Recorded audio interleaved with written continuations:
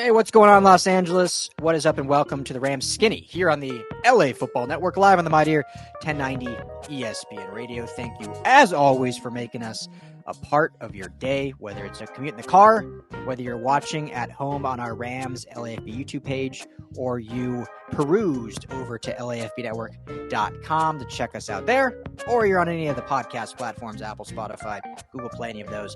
We appreciate it. If you're not on any of those, please go hit that like and subscribe. Rams, LAFB YouTube, any podcast platform, as I said, or on LAFBnetwork.com. You'll find all of our Rams content there in one place. Got a fun show for you today. We're going to talk some trade scenarios for the Rams first round pick. I mean, we might dedicate a lot of shows to the Rams having a first round pick just because it hasn't happened since the existence of this network. Since we founded LAFB, the Rams haven't had a first round pick. So we get a lot of chatter about it, have a lot of fun. So Skinny T, who I'm about to introduce, has a great article on LAFBnetwork.com documenting some potential scenarios. We're basically just going to go through that and kind of talk about what could be and basically what Les Snead will not do, because we know he won't listen to us because he wants to do something that everyone thinks he won't do. So, but we'll have some fun with it. But first and foremost, as always, welcome to the show, my co-host, Mr. Ryan Skinny T Anderson. What's up, my brother? How are we doing today? I'm doing fantastic. I have some bad news to break to you, though. Colby Parkinson did sign yesterday, had some pictures taken. The mane is gone. The flowing locks are gone. He's cut it down. He's cut it down to about an ear length, just nice kind of a bob. And he's rocking a bob. Are you kidding me? Well, I did not even see it kind of looks like original Justin Herbert kind of flow, as they call it. Have you seen any of those videos from the Minnesota State Championship, the haircut state championship? I don't know if I have. I haven't. We're both. Yeah. I mean, hair is very important in hockey, and they're all rocking different kinds of mullets and facial hair orientations, and it's got a lot of traction. A lot of people are watching this video. Go check it out if you haven't. Hockey state championship, something like that. It'll probably get you there. But I do pay attention to the Minnesota State hockey just because it's so big out there, and we both have ties there. And one of my really good friends lives in the Twin Cities now. He lives in St. Louis Park, and his wife went to Edina, and Edina just won the state championship yet again. And they for their state hockey championship, they fill out the Minnesota Wild's arena, like it's sold out for hockey championship. It's like, my buddy was like, this is the first year he went because they moved there just a few years ago. And he's like, dude, it's nuts. It's like almost crazier than an NHL game. Yeah, they probably have more fans than the Wild do on a regular basis. So They talk about the lettuce and the flow, so Parkinson got rid of his flow. He's back down to something a little bit more moderate. So sorry to be the bearer of bad news. That is bad. I mean, I hope it's not like a Samson situation where he loses his powers too, like from the Bible, from biblical times. So hopefully there wasn't some hidden gems in those luscious locks, and he still brings that blocking tenacity to Los Angeles. But aside from that, we found our Aaron Donald replacement. Did you see that? Finally. We can break that news. As of today, we're set at defensive tackle. I'll let you break the news. So you can go from a downer news to upper news. Laurel Murchison, guys, he's back on a one-year contract. One-year deal. 261 snaps on the defensive line last year. He's a much-needed depth piece along that interior defensive line. So, hey, not a bad signing at all. So we'll see what he's made of next to Kobe Turner. Yeah. Jokes aside, they needed depth desperately, so it's good to have a guy back in the building that knows the culture, knows the team. Did get some reps in there, so it's a good signing. Good to get him back, but not an Aaron Donald replacement, but hey, good to have depth there. So maybe in one of these trades we've got like an Aaron Donald replacement. Maybe, I don't know. Teaser. That's what we're about to get into right now. Show is always brought to you by our friends at BetOnline. If you aren't watching March Madness, I don't know what you're doing. It's the biggest thing going on right now. A couple big upsets yesterday on Thursday. I love March Madness. I won some money on BetOnline. You can do a bunch of different parlays. This is the funnest. Funnest is not a word. I know that. This is the most fun kind of 4 days of sports from Thursday to Sunday, as they do the round of 64 and the round of 32, and tons of stuff to bet on. You can do it all at betonline.ag. If it's your first time there, use our promo code BELIEVE. That's BLEAV. Gets you a 50% welcome bonus on your first deposit. I have to say, Skinny T, I was my alma mater, Long Beach State, First time in the tourney since 2012 when I was a student there. We sneak in by winning the Big West after our head coach is fired. Team rallies, makes it in. We get a tough draw with Arizona, who's a 2 seed, down only 7.5, and then just ran out of gas. But it was fun dancing. Who are you? Is there someone you're pulling for? I know you're a Nebraska guy. Is there someone you're pulling for? I haven't even looked, man. I'm sorry to say I haven't had the time. I'm kind of taking on new responsibilities as LAFB grows, and that's a good thing. So, yeah, I'm gonna check something out, and I'll catch up. I'll pick somebody to root for. I'm always gonna root for the underdog. There you go. I have a Grand Canyon State or Grand Canyon University. I think I have them going actually pretty far. They're a high C, but they've lost only like 3 games or something. So I'm like, all right, that's my big underdog push. So I think they're playing right now. But anyway, let's get into some Rams chatter here. So fun article. Check it out on LFBnetwork.com. We'll kind of go through it. Skinny, you kind of give some scenarios of the Rams if they can trade up. And, what I love is you actually do it very realistically. A lot of content creators out there just throw all these things that just have no absolute possibility of happening. So, realistically, what it would take to move up, what they could get if they move back, potential guys if they stay put. So how do you want to start this off? Do you want to go through, I think you started off by trading up. Is that what you did? Yeah. Which, often in years past, it seems like the Rams would never do anything like that. But this year, it almost seems like that's a distinct possibility given the high caliber of talent that they need to add to this roster. No edge rusher, no high-end edge rusher to speak of. We'll see about that. Aaron Donald gone. And then cornerback as well is a bit of a question. So they need high draft picks. And if they want to get the guy that they want, they might have to trade up. Yeah, exactly. And, there's not a lot of left out there in free agency. Still some vets. We've talked about it ad nauseum, so we're going to bring up names again. But, I assume they will add at least, obviously we mentioned the D tackle re-signing, but I would assume they'll bring in one more vet at either the secondary or the edge position just to have a body there, another body there. But the focus, at least for us, for the purposes of this, I think in that first round would be someone on the defensive line, whether it's edge or D tackle or at the corner position. And we've mentioned some before, but some of these guys, in order to they may have to move up. And you look at, it's going to depend kind of how the quarterbacks go on the board. We know pretty much without a doubt, I think, that the first 3 picks will be a quarterback, whether the Patriots stay at 3 and take one or someone moves up to 3 to take one. But we're pretty confident that a 4th one will probably go in the top 10. And then from there, we'll see what really happens and what goes on with the receivers that there's a ton of talent on. So for the Rams, the more quarterbacks and receivers and even tackles that go early in the first, the better, because that's just going to push those talented edge tackle, D tackles, corners to their potential spot at 19 where they wouldn't have to move up. But let's talk, if they do move up, some scenarios that maybe you could see playing out. Yeah, so my first one was with the Atlanta Falcons. Our good pal over there, Raheem Morris, is now the head coach, and they got a brand new, old quarterback in Kirk Cousins. So they might be looking to get into that wide receiver market, maybe find somebody on the offensive line for him. So, good relationship there. So maybe McVay picks up the phone. I have him trading the 19th and the 85th pick to the Falcons to move up to 8. And at 8, they would pick Alabama edge rusher Dallas Turner. What do you think? Nice.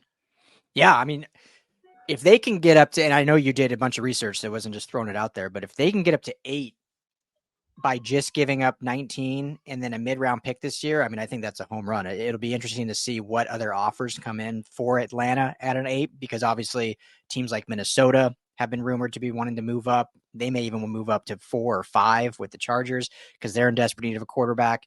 But if all the quarterbacks go before 8, so let's say Minnesota moves up to 4 or 5, and so then at 8, there's really no one that's going to move up for a quarterback. You could potentially have their trade value diminish a little bit if they didn't pull the trigger earlier.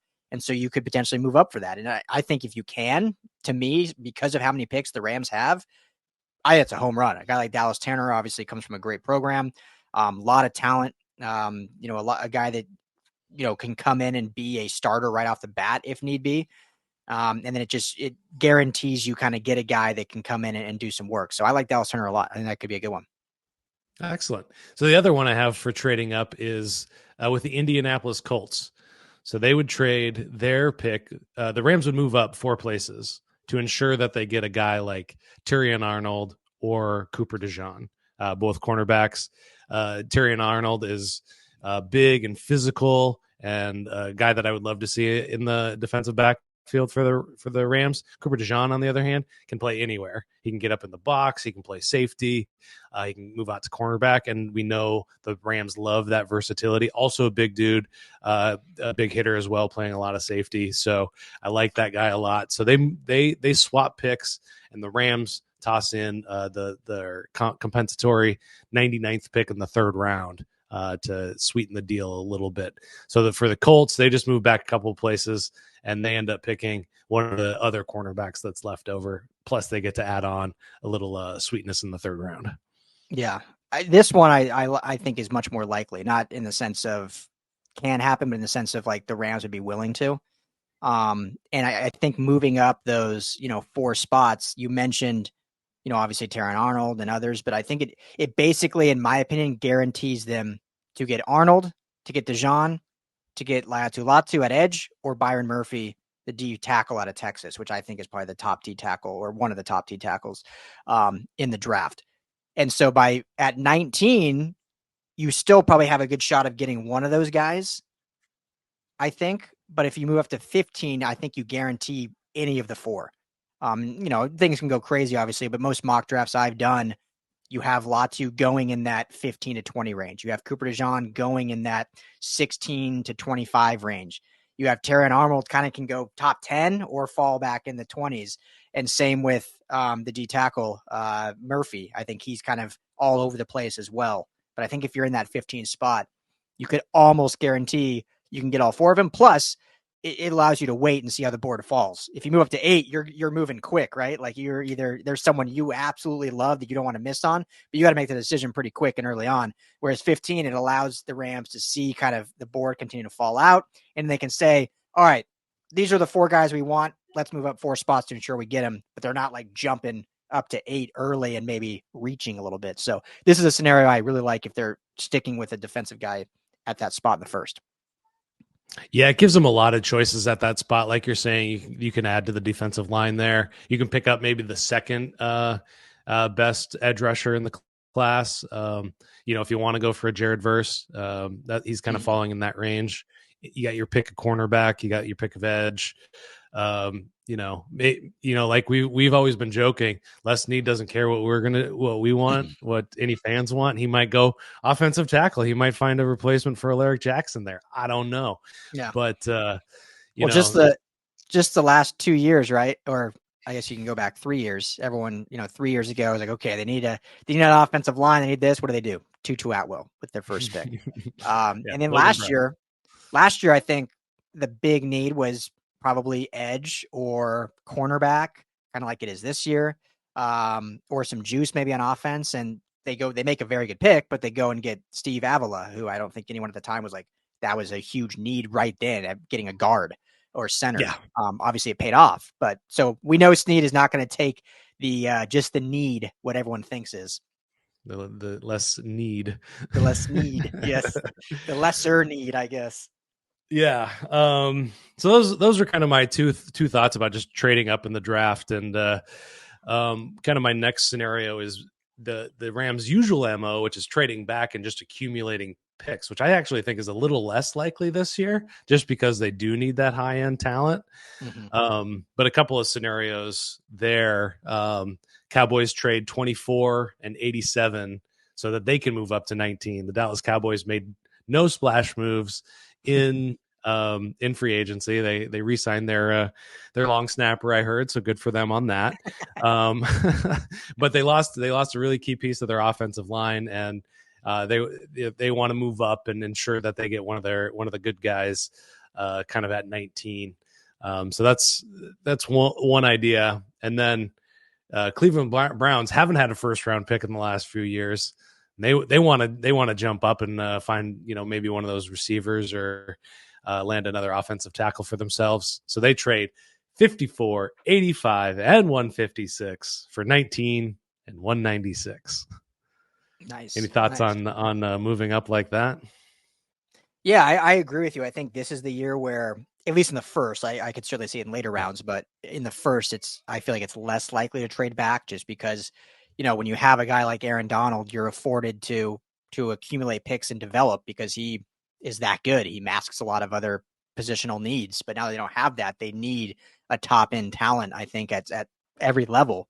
And they don't have that right now on the, we could call Kobe Turner getting there, but it might be it might be premature to say that yet.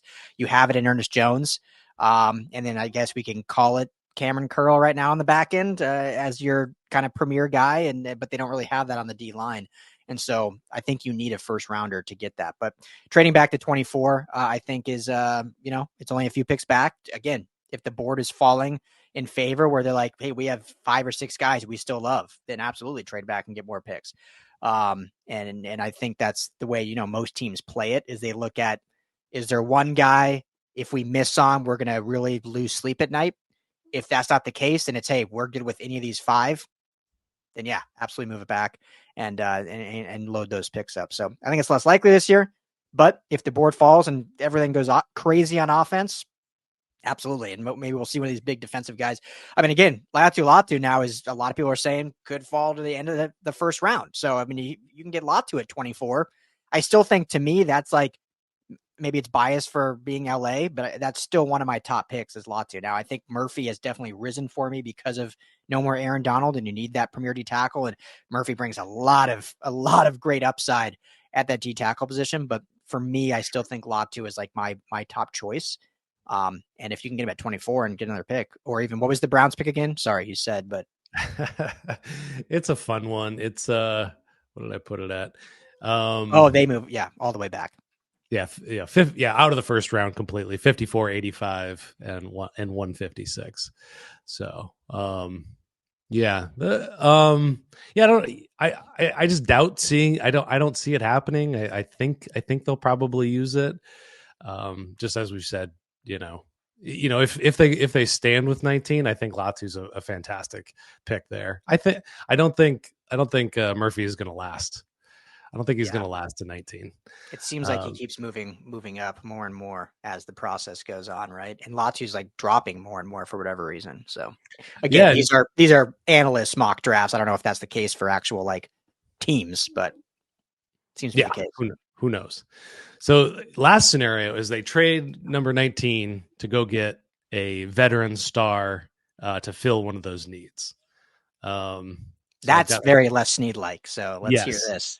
Yeah, I've got a couple of fun ones. So for my first edge rusher, the Rams trade 19 to the Miami Dolphins for Bradley Chubb and pick 184. Now I cross-referenced all of these moves with PFF mock draft simulator. Who knows? But these are hypotheticals and fun. My rationale is Miami needs to get cheaper. They need to invest on their offensive line. They always want to add speed to their offensive playmakers. And this is a way that they could clear some of that cap and create room for other guys in that way. So Bradley Chubb, you've got some familiarity as a Denver Broncos fan with Chubb. What do you think? Yeah. I mean, Chubb is, tremendous upside. He's had some very good years. It's his injuries have just been kind of the issue with him is staying healthy. And we know how the Rams' luck has gone with adding injury prone players. They usually err on the side of getting injured. They don't seem to break that bag of being able to all of a sudden stay healthy. I know when the Broncos traded Chubb, it was Chubb and a 5th, and they got back a first round, a 4th round, and a running back, Chase Edmonds. I think since then, Chubb's stock has fallen more just because he's older. B, he's been injured since being in Miami. So it definitely seems like they can basically get him back for just maybe not even at first, but obviously in this scenario, we're talking first round picks, but they could maybe use a second to go get him. And if that's the case, the upside is certainly there. Super talented former 5th overall pick back in, I think it was 2018. So still fairly young, and brings some veteranness to that edge room that they desperately need. And so you got to ask yourself, like, do we take Latu at 19 or do we take Chubb at 19? I mean, that's how you look at these things, right? Are we taking a younger, unknown commodity with our pick, or do we just go and get the guy that's proven himself? You could argue if Chubb's proven himself or not, but Les Snead has always gone with the latter, just trading the pick for the proven player. And so this, I think, is something that I think could absolutely be likely to happen, especially if they can get Chubb for even cheaper than a first. So fun scenario. Yeah. So, only 28 years old. He's going to be 28 years old pretty soon. 11 sacks last year, 6 forced fumbles. I'm not mad at injured. That. I mean, that's good production. Yeah. 16 games last year. So, heading in the right direction. Coming off a healthier year for sure. Yeah. My next one for a cornerback. This guy had 9 interceptions last year, set the world on fire over in Dallas. Once again, Dallas getting desperate to make Dak Prescott happy. Go after Deron Bland, trading 19 and 99 to the Dallas Cowboys for Bland himself. Is that an overpay, underpay? Is he not proven enough? What do you think? I would err on the side of an overpay. Obviously, 9 interceptions. I mean, incredible, right? Didn't watch a ton of Dallas Cowboys tape, but he seemed kind of like that feast or famine guy a little bit from what I watched. Again, people out there know probably better than me. I didn't watch a ton of Dallas Cowboys, so if anyone wants to yell at me in the comments, feel free. But some of the times I did watch, it was either an interception or a blown coverage. It was like that feast of kind of like a Marcus Peters. Like, I'm not saying they're the same player, but Marcus Peters over his career and even when he was at the Rams, like greatness in sometimes and then just like frustrating in others. And so when you give up a first for that, it might be a little rich. But I definitely wouldn't hate trading for the player. Hopefully they could just get a little cheaper if Dallas wanted to move on from him. So all of last year, Los Angeles Rams, 10 interceptions. Deron Bland on his own, 9 interceptions. I mean, hey, 9 picks, baby. That's 9 opportunities for touchdowns that you didn't have before that. You got to get it back to that offense. The offense is really going to hum. I'm excited about it. If anybody's going to be yelling at anybody, they're going to be yelling at me for this move. I think this one's a bit of a stretch for me, but that's kind of some exciting upside. And like I said, these are hypotheticals. And hypotheticals, like who would have thought Jalen Ramsey would have ended up on the Rams in 2018 or something like that. Exactly. So you never know with old Lester P. Snead. Lester P. Snead. Is his middle name something really with a P? Oh, look, while you're saying your next scenario. You should know. Okay. So my next scenario is my favorite one. I've talked myself into this completely that it could happen. And I actually pitched a different trade scenario before the season for one Max Crosby, Las Vegas Raiders.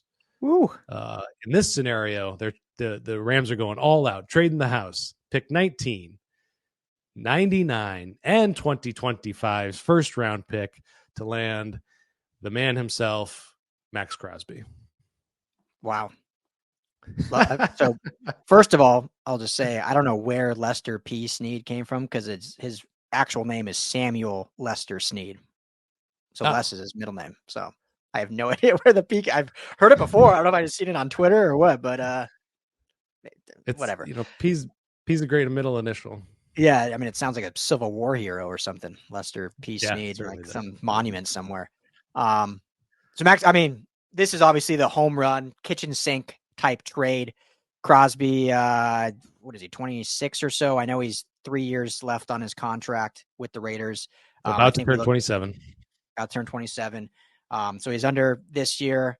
And in the next 2 years, there's no guaranteed in his salary. And his cap hits around $27 million. So not cheap, but it's not as bad as it could be for some of, Joey Bosa's cap hit was almost more than that. And he's a lot older and been injury prone. So we were entertaining that idea. So, we know how great Max Crosby is. You lose Aaron Donald, you're never going to replace him, but you're going to get pretty dang close in production with Max Crosby. So this is the one where I'm like, if Snead can pull this off, no matter how many picks, I think it's great if you can get a guy like Max Crosby in the building.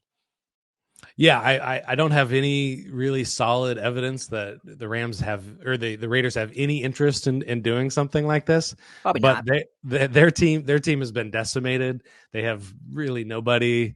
They got Aiden O'Connell. Maybe they accumulate these picks and trade it. Maybe they're the one that trades up to 4 and goes after JJ McCarthy. Um, you know, Well, that's what. Not to cut you off, but that's what I was going to say. The Raiders are at 13 right now. We know they need a quarterback, right? They need desperately a quarterback. They signed the Minshew mania, Gardner Minshew, and then they have Aiden O'Connell. So I mean, those aren't long-term options. If they want to move up, they're obviously moving on 13. They're probably moving on a first from next year.